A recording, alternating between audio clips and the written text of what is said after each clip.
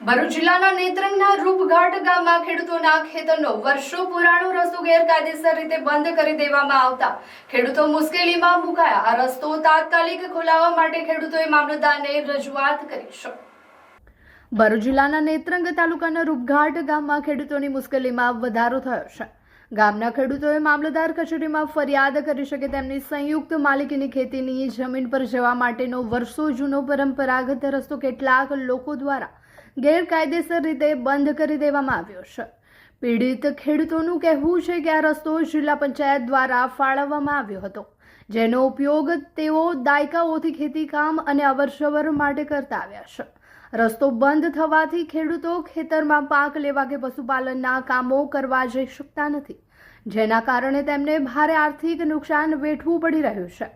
ખેડૂતોએ તંત્ર પાસે તાત્કાલિક આ રસ્તો ખુલ્લો કરાવી ન્યાય અપાવવાની માંગ કરી છે।